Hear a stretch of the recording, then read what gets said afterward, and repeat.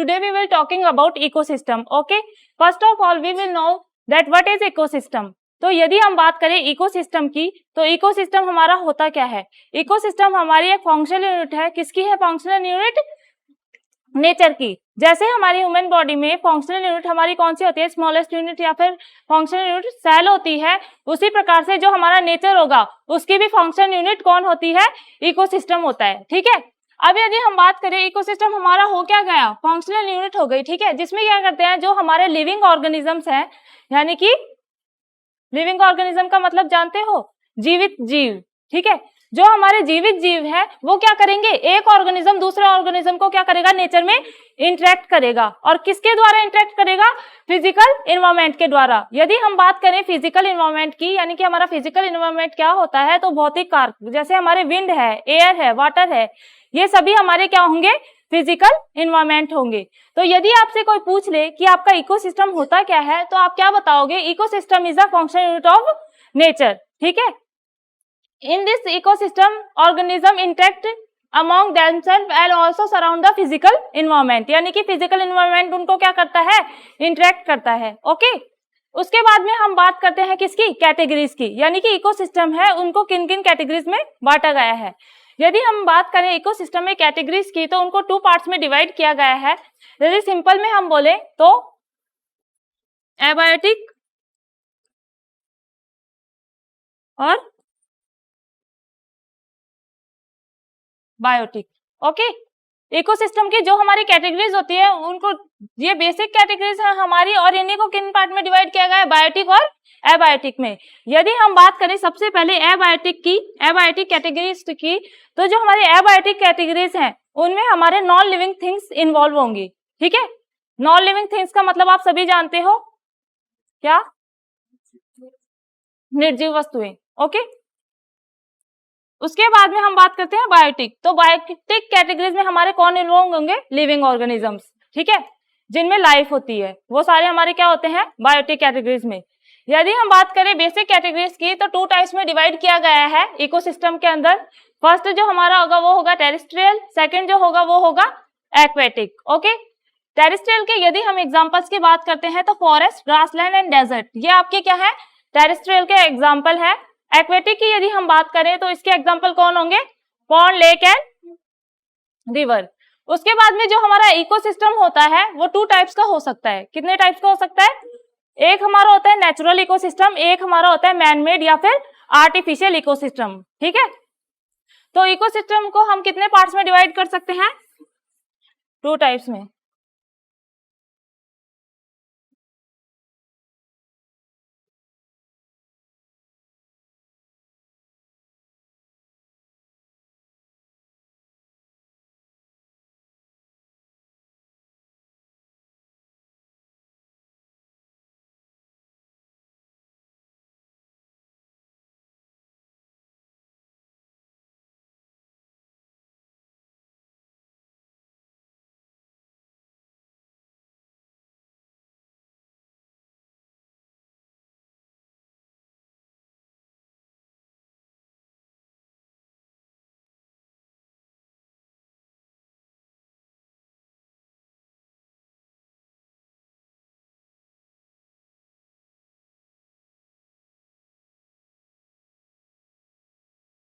यदि हम बात करते हैं इकोसिस्टम के डिवाइड की, तो इकोसिस्टम को हम 2 पार्ट्स में डिवाइड कर सकते हैं. फर्स्ट जो हमारा पार्ट होगा उसे हम बोलते हैं नेचुरल इकोसिस्टम, एंड सेकंड जो हमारा पार्ट होगा उसे हम बोलेंगे आर्टिफिशियल, या फिर सेकंड पार्ट को आर्टिफिशियल को हम बोल सकते हैं man made ecosystem.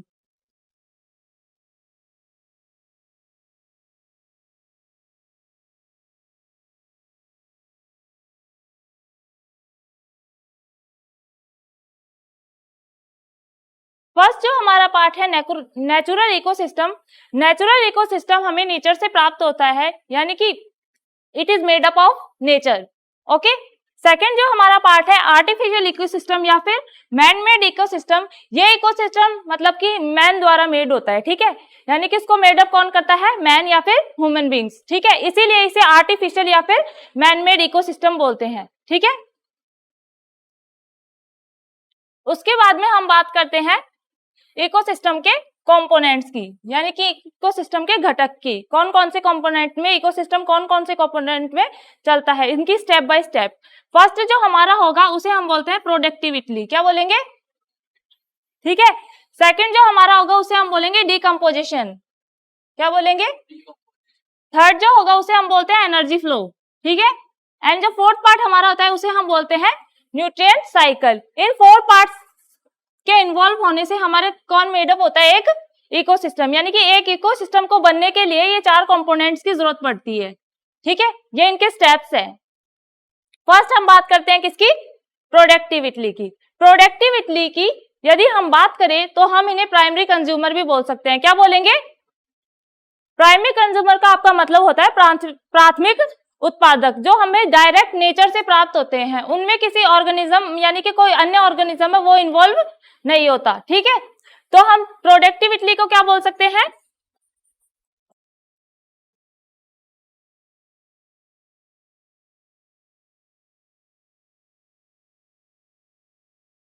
Primary consumer. यदि हम बात करें प्रोडक्टिविटी की डेफिनेशन की, the rate of biomass production is called productivity, okay. यहाँ पर बायोमास का जो मतलब है वो है ऑर्गेनिक मैटर, क्या है,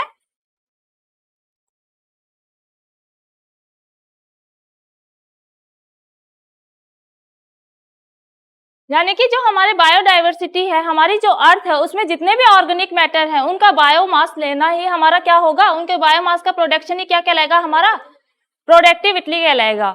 यदि हम मेजरमेंट की बात करें, जिस प्रकार हम दूध को किलोग्राम में, शुगर को किलोग्राम में मेजर करते हैं, उसी प्रकार हम अपनी प्रोडक्टिविटी को किसमें मेजर करेंगे, ग्राम्स में, यार्ड्स में या फिर किलो कैलोरी में, ठीक है।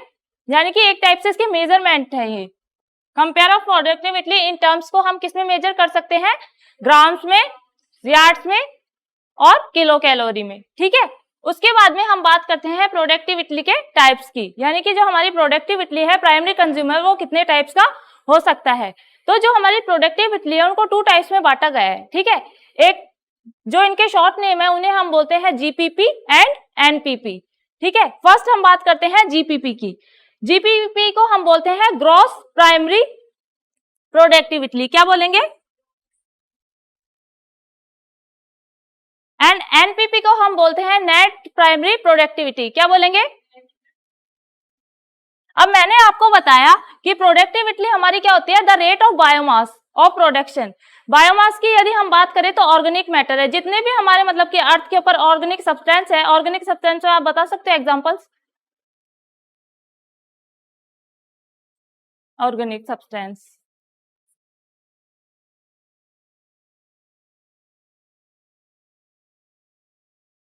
हमारे एनिमल्स हैं, ह्यूमन बीइंग्स हैं, ये सभी ऑर्गेनिक सब्सटेंस तो है, कार्बन वगैरह नहीं पाए जाते क्या इनमें।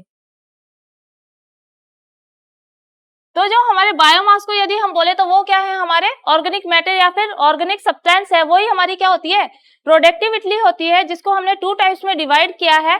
फर्स्ट जो हमारा टाइप होगा उसे हम क्या बोलेंगे, जीपीपी, एंड सेकंड को क्या बोलेंगे, एनपीपी। यदि जीपीपी के फुल नेम की बात करें तो जीपीपी का पूरा नाम होता है gross primary productivity, and second जो हम बात करते हैं किसकी, एनपीपी की, तो एनपीपी का पूरा नाम होता है नेट प्राइमरी प्रोडक्टिविटी। अब देखो क्या जीपीपी में हम बात करते हैं, आपको पता है दोनों ही किसके पार्ट हैं, जीपीपी एंड एनपीपी प्रोडक्टिविटी के पार्ट हैं, ठीक है।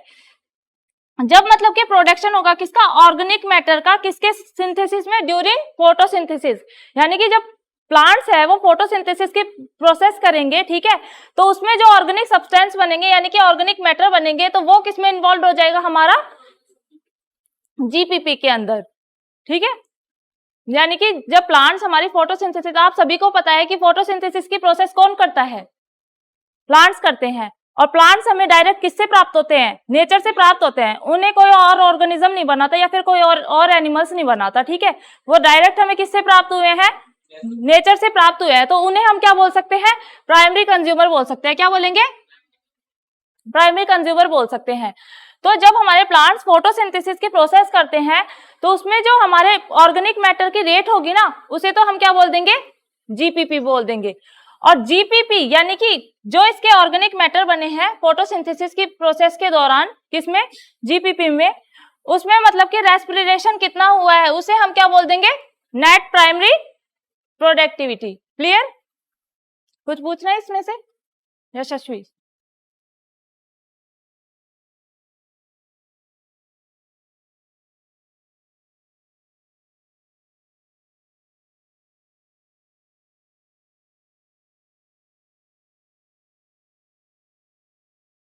बायोमास यानी कि ऑर्गेनिक मैटर का जो हमारा बायोमास होगा उसे ही हम क्या बोलेंगे, प्रोडक्टिविटी बोलेंगे। 2 टाइप्स बताए उसके। फर्स्ट जो हमारा टाइप होगा उसे हम क्या बोलेंगे, जीपीपी, एंड सेकंड जो हमारा टाइप होगा उसे हम क्या बोलेंगे, एनपीपी। जीपीपी में तो हमारा क्या होता है, ड्यूरिंग फोटोसिंथेसिस जितने भी हमारे ऑर्गेनिक मैटर बनते हैं, ठीक है, ऑर्गेनिक कंपाउंड बनते हैं, उसको किसमें इन्वॉल्व किया गया है, जीपीपी के अंदर। तथा जो हमारा एनपीपी है, जो हमारे जीपीपी में ऑर्गेनिक मैटर बने हैं ना फोटोसिंथेसिस की प्रक्रिया के दौरान, तो उसमें रेस्पिरेशन लॉस कितना हुआ है उसको हम किसमें इन्वॉल्व करेंगे, एनपीपी में। और आर का यहाँ पर मतलब है रेस्पिरेशन लॉसेस। क्या है, तो मतलब कि किसी भी ऑर्गेनिक सब्सटेंस की मतलब की प्रोडक्टिविटी निकालने के लिए आपके पास में ये फॉर्मूला होता है, क्या, जीपीपी माइनस आर बराबर एनपीपी। यहाँ पर आप किसका मान रखोगे, एनपीपी का, यहाँ पर जीपीपी का और यहाँ पर आर का, ठीक है। और यदि आपको जीपीपी निकालनी है तो क्या कर दोगे, एनपीपी को इधर लेके आ जाओगे। इस फॉर्मूला से आप क्या कर दोगे, प्रोडक्टिविटी को निकाल लोगे, ठीक है। जैसे मान लिया कि आपके पास में ऑक्सीजन का जो कॉन्सेंट्रेशन है वो कितना है, 8, ठीक है, मतलब कि जीपीपी का मान आपका कितना है, 8, आर का आपको मान दे दिया कितना, 2, एंड जो आपका एनपीपी है वो आपसे क्या कर रहा है, पूछ रहा है, तो आप क्या करोगे, 8 माइनस 2 इज इक्वल टू 6। ये आपका क्या आ गया, एनपीपी आ गया, ठीक है। इसी प्रकार पेपर में क्वेश्चन दे देगा आपको, तो इस फॉर्मूला में ऐड कर देना और प्रोडक्टिविटी को निकाल देना, ठीक है। अब यदि हम बात करें, 2 टाइप्स की मैंने आपको प्रोडक्टिविटी बताई, जीपीपी और एनपीपी। तो नेट जो प्राइमरी प्रोडक्टिविटी है वो होल बायोस्फीयर पे, यानी कि हमारे जितना भी बायोस्फीयर पे उसमें उसका मान कितना है, 170 मिलियंस, ठीक है। और यदि हम बात करें ओशंस के प्रोडक्टिविटी की, तो उसका जो बायोस्फीयर है या फिर मास है वो कितना होगा, 55 बिलियंस। या आपको ओशन मतलब कि हमारे जो बायोस्फीयर है, अर्थ है, उस पर जो ओशन है उसमें मतलब कि नेट प्राइमरी प्रोडक्टिविटी कितनी है उसका मान दे रखा है, तथा आपका जो बायोस्फीयर है टोटल उसका मान दे रखा है, ठीक है। डायरेक्ट क्वेश्चन आता है इससे, बोलो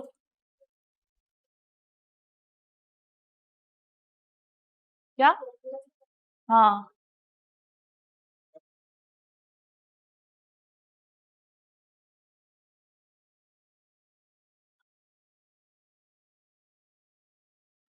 हाँ प्लस होंगे, तो चाहे आर को ले जा चाहे एनपीपी को ले जा।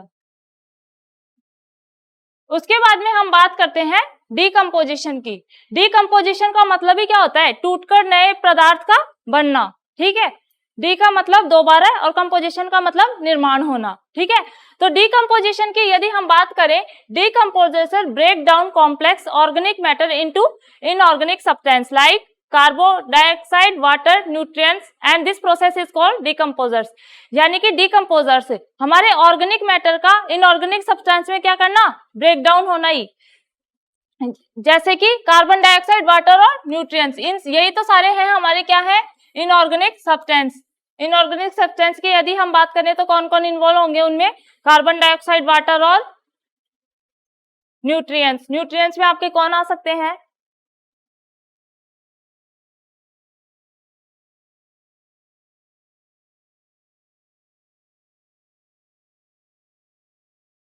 पोषक तत्व नहीं पता क्या, कौन कौन से होते हैं बताओ।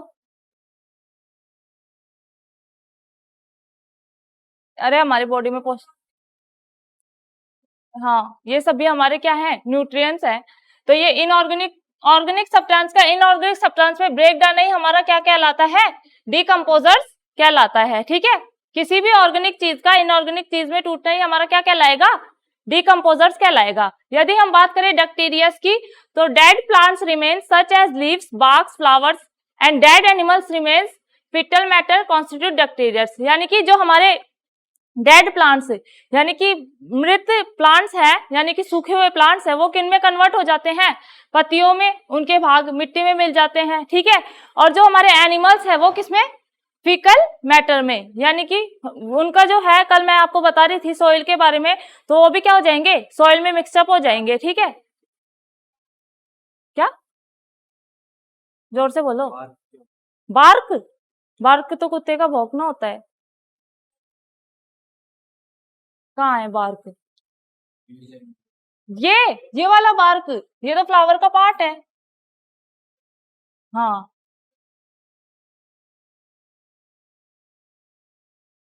लीव्स का मतलब पत्ती, ये मतलब कि आपका तना जिसे हम बोलते हैं वो, और ये होता है फ्लावर्स, तना जिसे हम बोलते हैं, स्टेम भी बोल सकते हैं, बार्क्स भी बोल सकते हैं, ठीक है। तो बैक्टीरियस आपका क्या होता है? जो आपके डेड प्लांट्स हो गए वो तो किसमें कन्वर्ट हो जाएंगे? किसमें रिमेन्स हो जाएंगे? लीव्स में, बार्क्स में और फ्लावर्स में। और जो आपके एनिमल्स हो गए वो किसमें हो जाएंगे? फीकल मैटर में। और यही आपका क्या कहलाएगा? होल प्रोसेस बैक्टीरियस कहलाएगा, ठीक है। यानी कि मृत किस में कन्वर्ट हो जाएंगे? पत्तियों में, फूलों में, तथा जो एनिमल्स है वो किस में कन्वर्ट हो जाएंगे? एक तरह से सॉइल सब्सटेंस में आप बोल सकते हो, ठीक है। तो ये आपकी होल प्रोसेस क्या कहलाएगी? बैक्टीरियस कहलाएगी। The important steps in the process of decomposition are fragmentation, leaching, catabolic, humification and mineralisation. यदि हम बात करें होल प्रोसेस की, यानी कि डिकम्पोजिशन के अंदर कौन कौन से स्टेप्स होंगे, तो देखो फ्रेगमेंटेशन की आपकी होती है, यानी कि वो टुकड़ों में बटेंगे। लीचिंग का मतलब सॉइल में मिक्सचर हो जाएंगे आपके टुकड़ों में बट के, ठीक है। कैटाबॉलिज्म होता है आपके उपापचय, ठीक है। ह्यूमिनिफिकेशन का मतलब होता है आपके जो ह्यूमन बॉडी में होल प्रोसेस होती है मेटाबॉलिज्म की, वो। मिनरलाइजेशन का मतलब होता है आपका खनिज लवणों का एक दूसरे में बदलना, ठीक है, यानी कि मिनरलाइज करना, एक खनिज तत्वों का इनऑर्गेनिक सब्सटेंस से ऑर्गेनिक सब्सटेंस में टूटना, ठीक है। अब इसमें सबसे पहले बात की थी हमने किसकी? फ्रेगमेंटेशन की। तो फ्रेगमेंटेशन का मैंने आपको क्या बताया? छोटे छोटे टुकड़ों में बंटना। तो इसमें यही दे रखा है आपके, detritivores break down bacteria into small particle, this process is called fragmentation, ठीक है। यानी कि आपका क्या? डेक्टिवोरियस, डेक्टिवोरियस का मतलब जो हमारे प्लांट्स वगैरह ये हैं, एनिमल्स वगैरह वो हैं, वो छोटे छोटे मतलब कि सब्सटेंस या फिर पार्टिकल में टूट जाते हैं, और यही प्रोसेस हमारी क्या कहलाती है? फ्रेगमेंटेशन कहलाती है। जैसे हमने उसमें भी पढ़ा था एसेक्सुअल रिप्रोडक्शन में, एसेक्सुअल रिप्रोडक्शन का एक पार्ट फ्रेगमेंटेशन भी था, जिसमें भी क्या हो रहा था? मतलब स्मॉल फ्रेगमेंट्स में ऑर्गेनिज्म क्या हो जाते हैं? टूट जाते हैं, और न्यू सब्सटेंस को क्या कर लेते हैं? मेड अप कर लेते हैं। तो वही फ्रेगमेंटेशन ये है, ठीक है। कर दो क्लोज, बाकी कल